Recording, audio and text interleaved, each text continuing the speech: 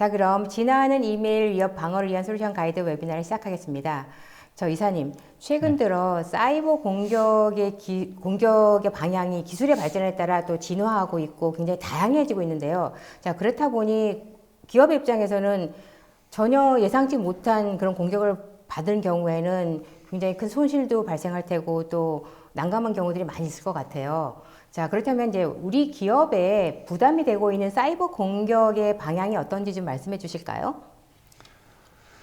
네, 과거에는 그 공격자들이 주로 서버를 직접적으로 공격을 해서 그 서버가 가지고 있는 기업의 중요 데이터들을 유출을 해 가는 케이스들이 많이 있었고요. 그렇지만 최근에는 이 서버 쪽의 보안이 잘 이루어지다 보니까 이 보안에 상대적으로 허술한 엔드포인트 사용자들을 직접적으로 겨냥을 해서 공격을 하는 케이스가 많이 늘어나고 있습니다. 그 중에서도 올해 같은 경우는 그 코비드-19로 인해서 재택근무 환경이 늘어나게 돼 있고요. 또 다양한 그 위협들이 담당자들이 기업에서 업무를 하다가 가정으로 가게 되니까 가정에 취약한 네트워크에 접속을 해서 기업의 중요 업무 서버로 들어오는 케이스들이 많이 늘어났습니다.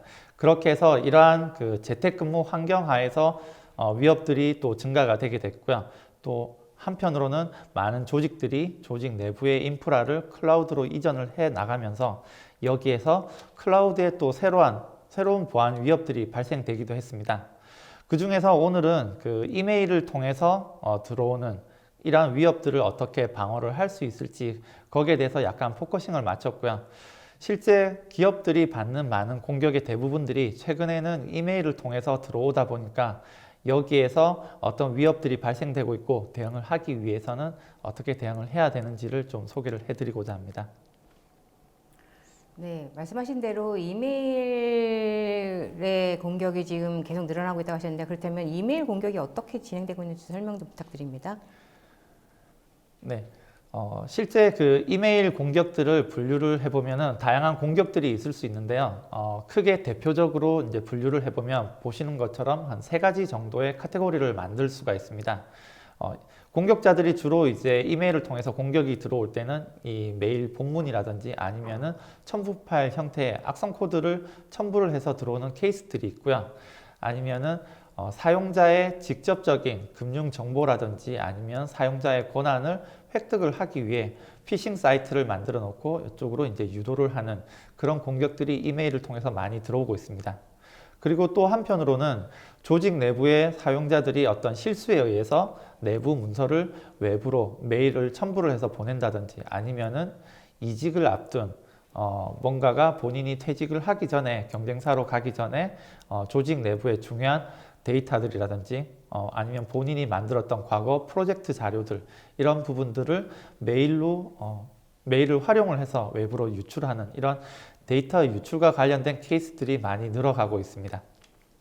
네, 이사님 설명을 듣다 보니 이 이메일 공격이 사실은 우리한테 정말 밀접한 상황에서 이루어지기 때문에 이 사용자는 무심코 당할 수밖에 없는 그런 상황인 것 같아요. 그리고 이러한 상황들이 굉장히 빈번하고 네, 그렇다 보니까 이러한 이메일을 보완할 수 있는 솔루션도 굉장히 많이 있을 것 같아요. 네. 그래서 시장에는 어떤 종류의 솔루션들이 지금 포진되어 있고 또 중요한 것은 또 이메일 보안 솔루션이 가장 핵심 기능이 무엇인지 좀 궁금해요. 그 부분에서 설명해 주시겠습니까? 네, 그래서 이번 시간에는 그 이메일 보안 솔루션들이 어떤 솔루션들이 있고 그리고 어떤 기능들을 갖춰야 되는지 여기에 대해서 집중적으로 좀 확인을 해 보도록 하겠습니다. 예, 먼저 이메일 보안 솔루션들을 가지고 있는 여러 가지 보안 벤더들에 대해서 제가 이제 확인을 해봤고요.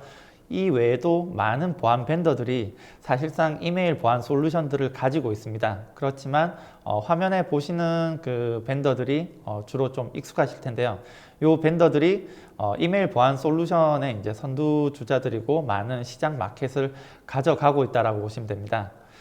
기본적으로 글로벌 회사들이 많은 강세를 보이고 있고요. 국내 같은 경우에도 몇몇의 이 국내 벤더 업체들이 이메일 보안 시장에 뛰어들어서 여기에 솔루션들을 가지고 또 국내 특수 환경을 고려를 했을 때 많은 국내 기업들이 여기에 보안 솔루션들을 국내 보안 솔루션들을 도입을 해서 운영을 하고 있습니다. 실제 보안 솔루션들을 보시면 과거에 이메일을 통해서 위협이 들어온다라고 했을 때 주로 스팸 차단 솔루션들을 모두 가지고 있었고요. 이 스팸 차단 솔루션들은 이메일로 워낙 많은 스팸 메일들이 들어오다 보니까 여기에 대해서 스팸 메일을 필터하는 기능으로 우선적인 목적으로 이제 도입이 된 케이스들이 거의 대부분이라고 보시면 됩니다. 어떤 통계 자료를 한번 확인을 해 봤더니 보통 기업에 100통의 메일이 들어온다라고 했을 때 한 70% 정도가 스팸 메일이라고 하고요. 그렇기 때문에 기업 담당자 입장에서는 하루에도 수십 통 쏟아지는 이 스팸 차단 솔루션들을 어떻게 걸러낼 수 있을지를 많이 고민을 했다라고 보시면 됩니다. 그래서 이 스팸 차단 솔루션들이 그 다음 단계에서는 이제 AV 엔진들을 OEM을 한다든지 여러 가지 포함을 시켜서 여기에서 첨부 파일에 악성 메일이 들어온다든지 여기에 대해서 이제 필터링을 하는 그런 기능들을 가진 게 주로 스팸 차단 솔루션들의 역할이었는데 잘 아시겠지만 한 5년에서 10년 정도 전부터는 제로데이 취약점들을 이용을 해서 알려지지 않은 위협들이 네트워크나 이메일을 통해서 조직 내부로 들어와서 침해 사고가 발생되는 케이스가 많이 있었습니다. 그렇게 해서 이제 이 시기부터는 샌드박스를 이용을 해서 이러한 알려지지 않은 위협들을 탐지를 할 수 있는 그런 솔루션들이 추가가 됐는데 이메일 솔루션 쪽에 보통 샌드박스를 추가를 하기도 하고요. 아니면은 어플라이언스 원박스 형태의 샌드박스가 포함이 돼 있어서 이메일 위협을 탐지를 하고 차단을 하는 역할을 하는 이런 벤더들도 많이 있습니다. 여기 보시는 벤더들이 주로 백신 벤더들도 있고요. 아니면 뭐 이메일 쪽에 어떤 솔루션 벤더들도 있는데 거의 대부분이 샌드박스 제품을 이용을 해서 알려지지 않은 위협까지 모두 탐지를 하는 벤더들이라고 보시면 됩니다.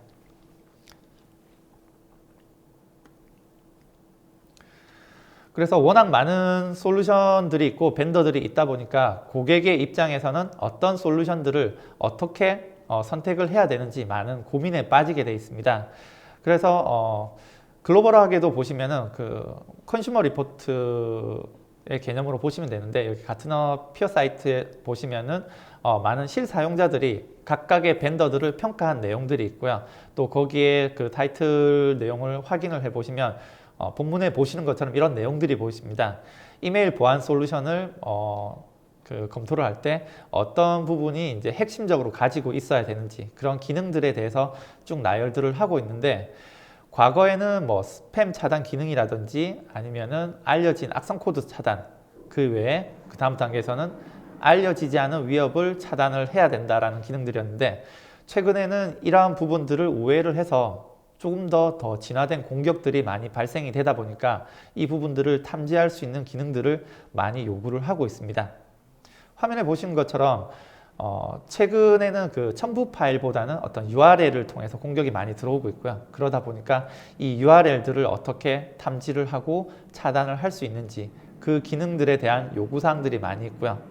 이외에도 실제 이메일을 통한 사고 사례를 보다 보면 어떤 피싱이나 아니면 어떤 그 사칭 메일 통해서 내부의 그 자금을 정상적인 케이스가 아니라 다른 쪽으로 보내서 기업이 손실을 보는 그런 케이스들이 있기 때문에 이러한 위험 메일을 어떻게 탐지를 할 수 있을지 그 부분들이 추가적인 기능으로 요구를 한다라고 보시면 됩니다.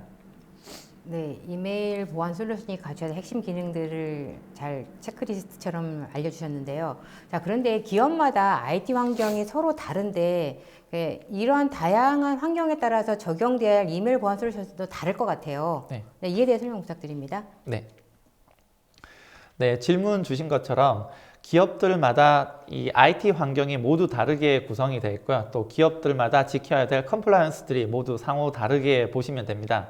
그래서 가장 먼저 이메일 보안 솔루션을 도입을 검토를 한다라고 했을 때 가장 먼저 하시는 고민들이 어떤 형태의 어플라이언스를 도입을 할 거냐 이 부분들을 보통 고민을 많이 하시게 되는데요. 보시는 것처럼 기본적으로 세 가지 고민을 할 수가 있습니다. 어플라이언스 형태를 조직 내부에 도입을 해서 설치를 하고 운영을 직접적으로 할지 아니면 클라우드 환경에 배포를 해서 여기에서 운영을 할지 아니면 어떤 그 조직 내부에서 어플라이언스나 장비를 전혀 관여하지 않고 그냥 위협에 대해서 서비스 형태로 제공을 받기를 원하면 이런 SaaS 형태를 고려를 하실 수도 있습니다. 여기에서 이제 또 고려를 하셔야 될 게 각각의 어플라이언스냐 클라우드냐 SaaS 형태냐에 따라서 라이센스 정책이 상호 다르게 적용이 될 수 있어서 어떤 부분을 도입을 했을 때 우리가 조금 더 유리하게 비용을 줄일 수 있고 아니면 운영의 효율성을 가지고 갈 수 있는지를 판단을 하실 수가 있습니다. 특정 고객사 같은 경우 어떤 금융권 같은 경우에는 조직 내부의 데이터가 외부로 나가는 부분이 컴플라이언스 위배가 될 수 있기 때문에 그러한 쪽에서는 어플라이언스 형태의 제품을 도입을 하셔야 되고요. 만약에 그런 쪽에 법적 이슈가 전혀 없다라고 하면 운영의 효율성을 위해서는 SaaS 형태라든지 아니면 클라우드 형태를 충분히 고려를 하실 수도 있습니다.